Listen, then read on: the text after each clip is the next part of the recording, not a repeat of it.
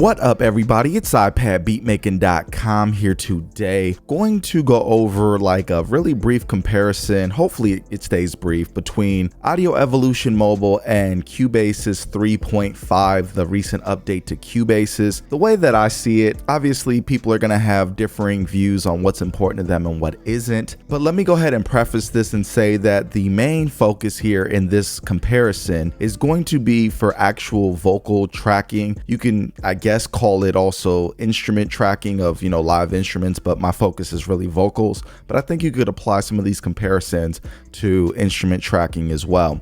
Basically, I'm going to focus more on audio than I am on MIDI and MIDI editing and all that kind of stuff, all those tools. I'll go over some of the MIDI tools really briefly, but the point of emphasis for me with this is really the audio recording, because honestly, there's some really good tools on iOS for dealing with MIDI, whether that's Nano Studio 2, Beatmaker 3, FL Studio Mobile, Drambo. So there's a lot of ground already covered in terms of the workflow with MIDI. So I'm going to really focus on audio. So to get started, let's go ahead and compare price to begin with. I believe that Cubasis is currently priced at $25 on sale. I will post some screen grabs here just to confirm what the current price is, but I believe it's $25 on sale, usually $50. And Audio Evolution Mobile is currently $10. And I believe that is the price that it will remain for some time based on what I've heard from the dev. Obviously, the dev has the right to change the price anytime they want, so keep that in mind. But I think it's going to stay around $10 basically for a while. That's my prediction. But nonetheless, that gives you a good comparison. Let's go $10 to $50, because realistically in the future, you're going to be seeing Cubasis at its regular price of $50. So that's a big gap. We're talking about an app that's 5 times the price. And does it provide 5 times the value? Well, obviously that's going to be for you to decide, but let's go ahead and get into the differences and comparisons between the two. Now, one thing that's a really big deal to me with this comparison is for Audio Evolution Mobile has a real-time recording of the waveform, whereas Cubasis does not. And I'll show you what I mean here in a second. I'm gonna arm this other microphone and go ahead and do a quick recording take. Check. All right, so we are on the microphone now, and I am going to start the recording. So as you can see, the waveform was able to be recorded in real time as I was recording. And now I'll go to Cubasis and we'll see how that behaves. Check. Microphone check. 1 2 1 2 3 4 5 6 7 8 9 10. As you can see, as we're recording the wave, we're getting this kind of circular whirly thing, and we don't have any view of the waveform. So we don't know if we're really recording anything into this, if our levels are set correctly. We have no idea what is going on. As you can see, we got the waveforms in on both of these, but the reality remains that on this one, we could see what was going on in real time, versus this one, we kind of had no idea what was going on. So if that matters to you, and it matters to me as a recording artist to always know what's happening in real time as I'm recording, because if I'm getting clicks or pops or a spike or something crazy going on in the waveform, then I save myself the performance for no reason. I want to, when I perform on the microphone, I want to make sure that it's being captured the way that I think it's being captured, and Audio Evolution Mobile helps me get that. So I prefer Audio Evolution Mobile's way of doing it in regards to recording audio. Now, on the inverse of that, it's kind of a funny inverse, that Cubasis actually will record your MIDI in real time. You'll be able to see what's going on. Whereas if you were to use like Atom Piano Roll 2 in Audio Evolution Mobile and then do the record to track option, you wouldn't see in real time the MIDI being generated. But to me, that's not that important. I already know what the MIDI is supposed to be. I see it clear as day in Atom. So it's not a big deal to me that I don't see it really printing onto the timeline, because I can compare the two at any given time. It's not a real-time situation like vocal recording is. So it's very important to me. And so for this, I definitely prefer Audio Evolution Mobile's way of working. Now, the next thing I want to do is compare the effects situation on Audio Evolution Mobile versus Cubasis. And for Audio Evolution Mobile, we get this really cool effects grid.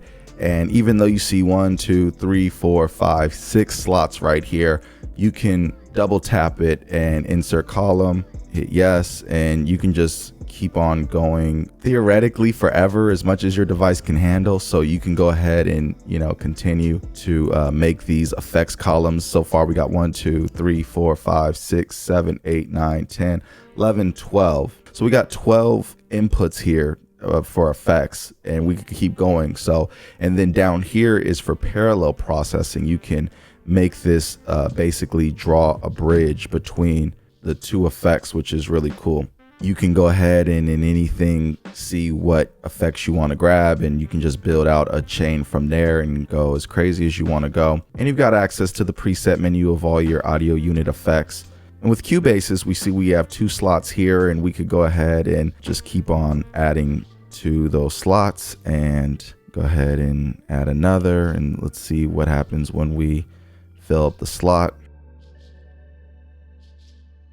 And we have been capped out at 1, 2, 3, 4, 5, 6, 7, 8. So we have a total of 8 effects that we will be able to use on any given channel at any given time in terms of insert effects. So 8 is plenty, but for some people in the chains that they're coming up with, maybe 8 is not enough. So something to keep in mind, you have an 8 effects limitation here, and you have theoretically no limitation except for that of your device that you're using, whether that's Android, iPhone, or iPad. So something pretty cool to keep in mind between the two is 8 effects limit here and pretty much unlimited here. So obviously, due to that, I'm going to go ahead and give the edge to Audio Evolution Mobile. Now let's talk about groups or buses. And these two programs have a different approach to how you add them. So in Cubasis, you would add a group here, and you would decide what are the inputs for that group. So you could choose, you know, the audio track or the virtual instrument that we have selected here. And then on that group, we could insert effects. And I assume that we can go ahead and add 8 effects to this as well, just like we can on a regular track. So we will go ahead and see how many it lets us add. And again, 1, 2, 3, 4, 5, 6, 7, 8. So we have 8 things added to our group. And let's see what the routing is. What can we route our group to? Well, let's add another group and see if we can route it to another group. And we can go to this here. Let's go to inputs. Nope, can't route it to from a group. Output, can we go to a group? No, we can't. So our groups are basically forced to go from the initial track that it started at, then go into the group, and then go out to the master. So, or whatever the stereo output you're picking is, but you cannot go into another group as far as I know. So your groups are the end of the line. If you do it into one group, that's it. That's all. That is as far as your group busing goes. With Audio Evolution Mobile, the approach is a little bit different. You're going to hit next, and then you are going to hit next again, and you're going to select add bus up here, and you can choose how many groups you want to add, and let's just add 3 just for the sake of whatever. And effects grid here is where you can add the effects, just like I showed you on the last segment, where you can add as many as you want. And from here, you can now decide how you want to route your group. You would hit master, so we can route our group to go into another group, right? And then we can route that group to go into another group, and then do that into the master. And so in order to get that group to actually be fed from the audio or MIDI track, we will go ahead and where it says master here, we will route that into group 2 in this case. And so now the audio is basically going from the timeline of the arrange window into this group. And then from that group, we're going into group 3, which is here. And then we're going from group 3 into group 4, which is here. And then we're going from group 4 into the master, which is right here. So we have an incredibly dynamic solution for grouping or busing, something that is pretty special on iOS. I don't know of many, if any, other DAW apps that allow you to stack your groups like this. I think it's really special. And as far as I know, it's a pretty unlimited endeavor. So you can go ahead and let's add 9 groups, for instance. And let's see if I can just keep on adding groups to groups to groups. So there you have it. We've gone from the audio track to 1, 2, 3, 4, 5, 6, 7, 8, 9, 10, 11, 12 in this case, different groups all routing with the full effects grid on each and then being funneled into the next group. Something that's just incredible. It really is.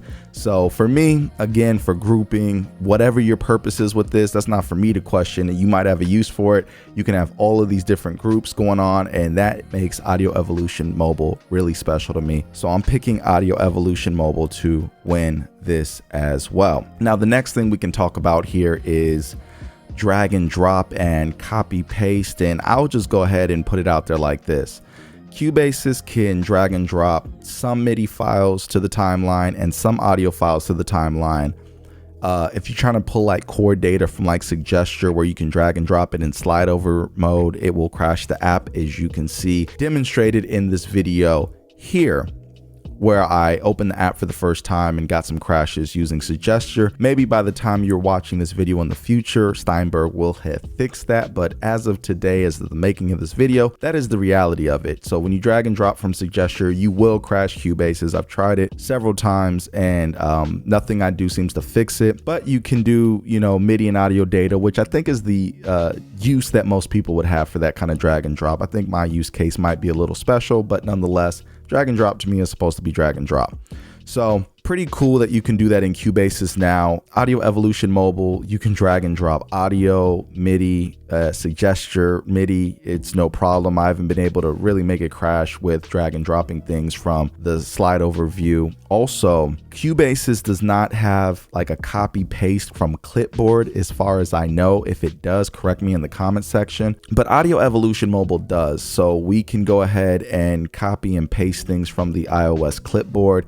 And I'll add a MIDI instrument track here just to emphasize what I mean. So we got a stereo grand, not a big deal. Got Adam MIDI data. Let's just go ahead and draw a line in. I'm not really doing this to actually listen to the track. So we'll just export it. And let's say we don't actually want to export the MIDI for real. We can just go ahead and copy it, and it'll copy it onto the pasteboard. And now we can go into Audio Evolution Mobile and go paste from iOS clipboard. That way we are not making more files to have to manage. It's just being copied and pasted immediately straight to the pasteboard. I think the Audio Evolution Mobile definitely takes the win on this one. I love using this in the workflow. If you check out some of my beat making videos like this one here, inside of Audio Evolution Mobile, you can see the copy and paste workflow from Koala at play. I think it's super nice. So yeah, definitely prefer Audio Evolution Mobile for this one here. Now, in terms of keyboard shortcuts between these two, they both have keyboard shortcuts. Your layout of keyboard shortcuts is going to, that's going to be your preference. But yeah, we've got keyboard shortcuts, as you can see within Cubasis, and Audio Evolution Mobile also has keyboard shortcuts, so you are not missing anything there. Now let's talk about scrolling. Okay, so Cubasis has made this claim that it has like desktop class scrolling within itself, and it's kind of a lie a little bit, because actually not even a little bit, it's to me a lie, because on desktop you would never expect to only be able to scroll in this one direction. Cubasis does not currently support horizontal scrolling, which is just, I don't understand this. This is weird. It's like, are y'all using your own audio production app? Because if you were, you would really understand the value. If you're adding scrolling, you would understand the value of horizontal scrolling as you're going to different parts of your session. It's just wild to me that they wouldn't have that in there. But preset menus now support scrolling, which is cool. The audio unit and all these other little sub menus support scrolling. The arrange window supports vertical scrolling, which is cool. But again, no horizontal scrolling to speak of at this current time. Audio Evolution Mobile does not support scrolling whatsoever on the arrange window at this time. I've been informed by the dev that this is planned to be added. So maybe it'll be in the not too distant future. By the time you're watching this video, it will have already been added, but currently today it is not able to be done vertically or horizontally inside the arrange window. However, when you go to select presets and AEV3s, scrolling works just fine. So you have that ability there. And if you're like in the effects grid and you go to select an effect, scrolling works just fine there. So to me, they're about equal. You could maybe give the edge to Cubasis on scrolling because you can scroll, top to bottom on a track, I guess. But honestly, I'm put them about the same. But for the sake of argument, let's go ahead and put Cubasis as the winner here for the time being. So let's go ahead and talk about the faders and kind of the UI based around that. Audio Evolution Mobile has access to an EQ directly on the panel here. You see it's a 4-band EQ. You also have access to your sends and some of your routing. Let's go to the audio track just to be sure we're comparing the right thing. So yeah, the effects grid is here, which is going to be, where your effects chain is going to be at. I think there's also a mode where if you didn't want to have all of those effects, let's say you were a person who wanted to only deal with 4 effects a channel and deal with groups, you could have all your effects stacked right here. So now you don't have the effects grid, but you do have a 4 effect limit, but you do have them displayed all nice and easy to find right here. But let me go back to change this, insert effects grid button, and close this out. So yeah, you got the EQ here, you've got your mute, solo, arm, and monitoring button here, and you've got access to your sends and what's not here. So I like Audio Evolution Mobile's way of doing this with the EQ right here, because I actually think this EQ sounds pretty good. And with Cubasis, you have your fader here on the side. You have your record arming here. This is where you get access to your effects, and you've got automation read and write right here, and you've got your mute and solo buttons here, and you've got your panning right here, so you can control that. And one thing that people like about Cubasis is the mixer is able to be in view at all times in conjunction with the arrange window, and you can also resize it, which is real nice. You can make it bigger or smaller and get really long throws if that's something you want to do with the faders. So I definitely think that Cubasis has the edge with this. And then when you do insert effects, you are able to see your effects right here while you're looking at the timeline, which is another thing that I think is pretty cool. So definitely giving the edge to Cubasis on this, because on Audio Evolution Mobile, you don't have access to any faders except for the individual track faders. And then you can go into the fader window mode right here and kind of see what's going on. And this is our groups, and then we're back out to the arrange window again. So it's a preference thing. Some people like to see what they got going on as they're mixing. Some people like to just hear what's going on without seeing anything and just use their faders only. This is more like an old school approach, probably, where you're not looking at the audio, you're just listening to the audio as you're mixing. But still, with Cubasis, you could get this type of view if that's the view you wanted. So we got to give the edge to Cubasis because it has that flexibility with the mixer tab. So yeah, win for Cubasis there. And let's talk a little bit about the MIDI effects here and that situation with Cubasis. The thing with Cubasis is you got MIDI effects and you can really stack these MIDI effects with no problem. And let's see how many we could stack here inside of Cubasis. And we keep going. I'm gonna guess it's probably 8, since 8 seems to be the magic number with everything inside of Cubasis. And 1, 2, 3, 4, 5, 6, 7, 8. So you can have 8 AU MIDI effects stacked inside of Cubasis per track, per MIDI track. That is incredible. That's really special.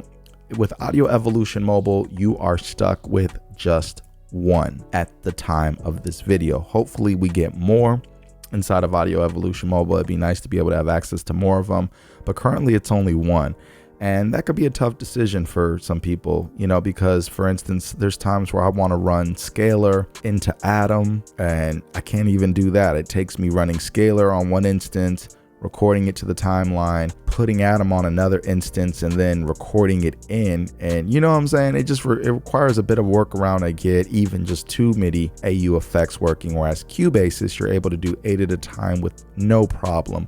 So Cubasis definitely has the edge there. It also is able to have a view of the Atom effect or whatever effect you're using while you're looking at the timeline at the same time. And I think this is really nice and really invaluable. Whereas once you hit the AU MIDI effect button, you've basically lost the view of your timeline, and you either have to decide between a piano and the AU effect or just the AU effect itself. So definitely a win to Cubasis on this one because the window is a bit more limited inside of Audio Evolution Mobile. So yeah, win to Cubasis there with the AU Midi effects. And Cubasis has the record to track and MIDI through, and Audio Evolution Mobile has the record to track right here, where if you hit this, it'll record to the timeline.